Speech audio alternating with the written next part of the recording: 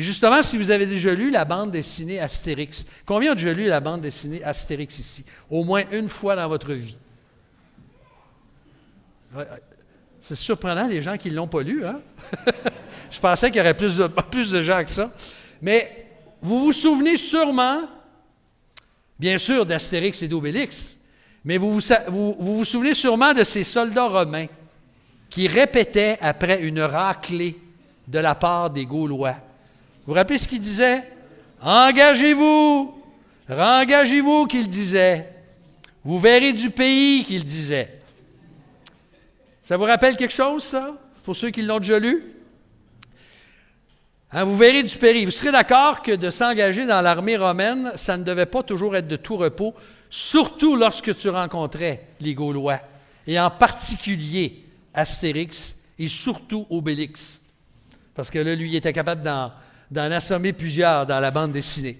Mais on sait sérieusement que tout engagement dans la vie, tout engagement, si nous souhaitons en retirer quelque chose de durable et de profitable, il vaut mieux le faire non pas de façon frivole et irréfléchie, mais à fond, sérieusement, réellement.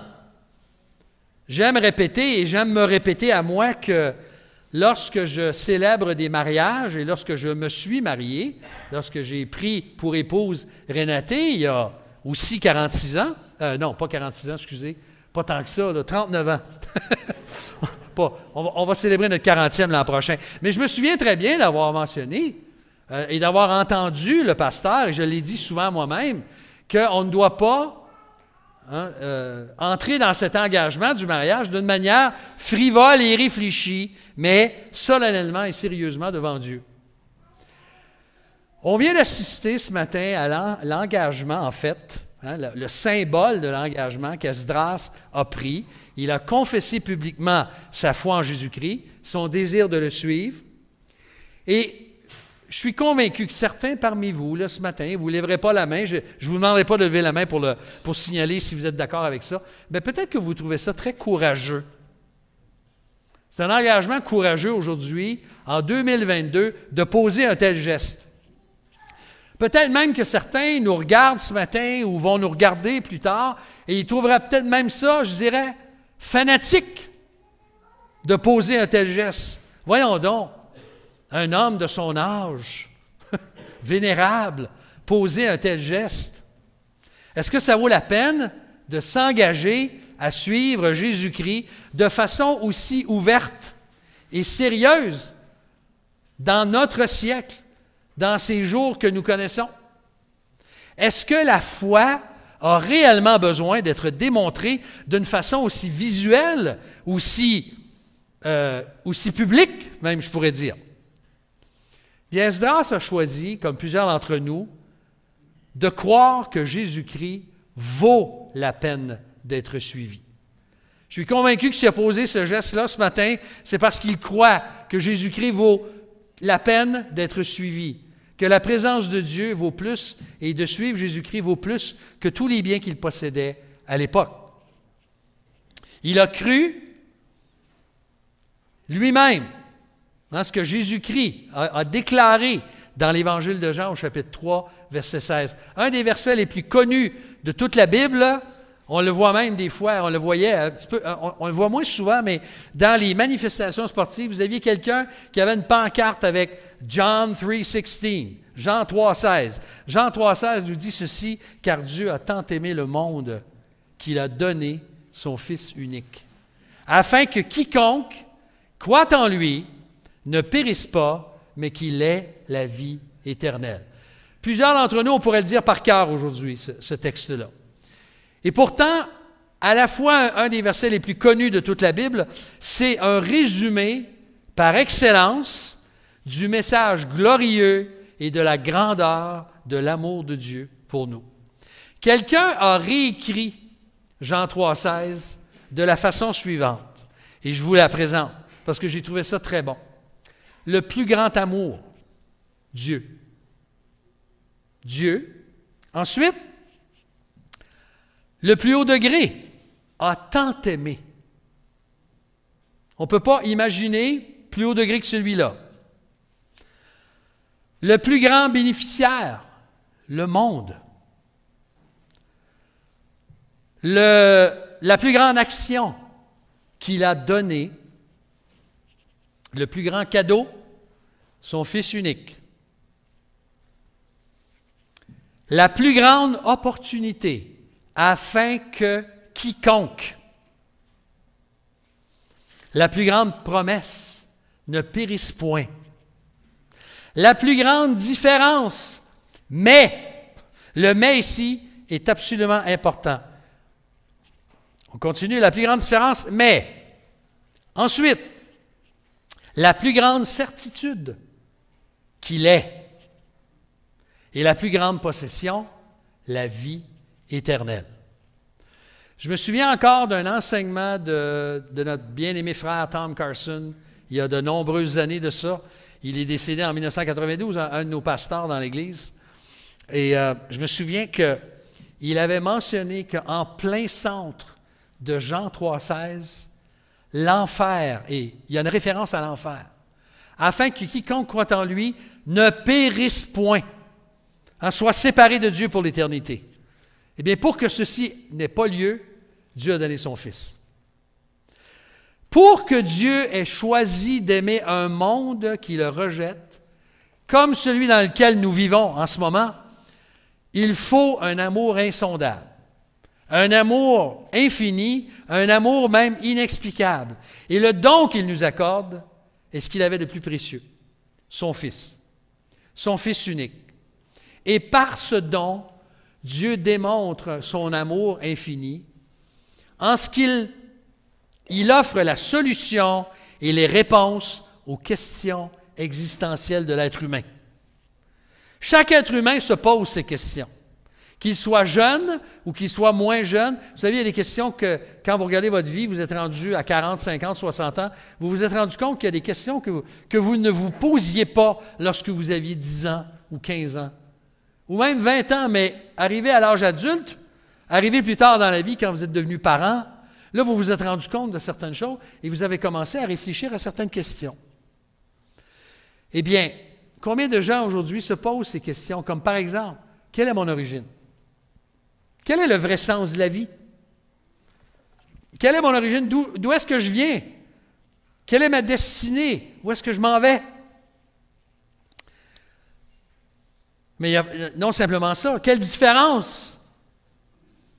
Pourquoi est-ce que je suis sur la terre? Pourquoi est-ce que j'existe? Quelle différence je vais faire lorsque j'aurai quitté ce monde? Quelle sera la part que j'aurai laissée ou contribuée à celle ou ceux qui m'entourent? Est-ce que je vais vraiment faire une différence dans la vie des autres? Ce sont des questions que nous nous posons. Et la réponse de Dieu à toutes ces questions n'est ni dans une religion, ni dans un système de valeurs, ni dans une philosophie, mais elle est dans une personne. Et c'est ça le message de l'Évangile de Jésus-Christ. Le don de son Fils à la croix du Calvaire. Ça, c'est la réponse de Dieu à toutes ces questions. Et la réponse que Dieu attend de toi, de moi, ce n'est pas simplement une foi intellectuelle. J'acquiesce intellectuellement à ce que Jésus-Christ soit venu dans ce monde un jour. Non, c'est une confiance. C'est un abandon total entre ses mains. Et justement, lorsqu'on lui abandonne notre vie, c'est ce que ça signifie en fait de croire que Jésus-Christ, lorsqu'il est mort sur la croix, il n'est pas simplement mort en exemple, mais il est mort pour prendre ma place. Il est mort pour mes péchés, mes fautes, toutes les choses que j'ai faites qui sont contraires à la volonté de Dieu ou que je n'ai pas faites et que j'aurais dû faire, comme il a été mentionné tout à l'heure. Lorsqu'on choisit d'abandonner nos fautes et qu'on place notre confiance en Jésus-Christ, Dieu nous accorde la vie éternelle, il nous donne le pardon de nos péchés, il nous réconcilie avec lui, parce que la Bible nous dit que nous sommes séparés de Dieu à cause de nos fautes. Et ce que nous méritons, c'est la séparation d'avec Dieu. C'est la mort. C'est cette séparation éternelle d'avec lui. Et alors, lorsqu'on place notre confiance en lui, miracle extraordinaire qui se produit, c'est qu'il nous sauve. Il nous délivre de nos péchés. Il nous délivre de cette séparation d'avec lui. Et c'est justement ce qu'il est dit dans Jean 3,16, afin que quiconque croit en lui ne périsse point. La condamnation est enlevée, la mort éternelle est enlevée, le pardon est accordé, et maintenant la personne a cette confiance dans le Seigneur et elle a la vie éternelle. Donc Jésus-Christ devient notre raison de vivre et donne un sens à notre vie. Vous savez, la pandémie, elle a ramené à la surface toutes sortes de choses dans la vie des gens, mais en particulier, il y a beaucoup de gens dans notre société qui se sont rendus compte quel est le sens de la vie pendant la pandémie. Beaucoup de gens ont été attirés, même je dirais, à prendre du temps pour réfléchir à leur état et leur destinée. Et ce qui est merveilleux, c'est que Jésus-Christ offre un sens à la vie. Et en fait, il n'accorde pas simplement un sens, je dirais qu'il accorde le sens ultime à la vie, en nous donnant la vie. Et Jésus-Christ veut justement nous donner la vraie vie, la vie éternelle avec une relation personnelle avec lui. Donc, un chrétien authentique ne vit pas une bonne vie en vue d'être sauvé, comme Jean-Michel l'a bien expliqué tout à l'heure. Non, c'est parce qu'il a reçu ce cadeau de la vie éternelle. C'est parce qu'il est sauvé et qu'il possède la vie éternelle. Il veut plaire à son Sauveur. Il veut marcher dans ses voies. Et le baptême est justement l'occasion merveilleuse de témoigner publiquement de ce désir, de cet engagement que nous prenons devant le Seigneur. Alors, comme l'a fait Esdras aujourd'hui, un jour, et comme plusieurs d'entre nous l'ont fait, eh bien, je t'invite à répondre à son invitation, à l'invitation du Seigneur, de croire en lui, de t'engager à le suivre à ton tour. Ce n'est pas pour les autres d'abord. Et tu ne peux pas dire, moi, je n'ai pas besoin de m'engager tout de suite, là, de suivre le Seigneur. Je vais régler ça quand je vais me présenter devant Dieu. Ou juste avant la mort, là, Dieu va me donner la grâce, quelques minutes, pour réfléchir, et puis là, je vais demander pardon pour mes fautes. Tu ne sais pas du tout ce qui t'attend. Tu ne sais pas du tout ce qui t'attend.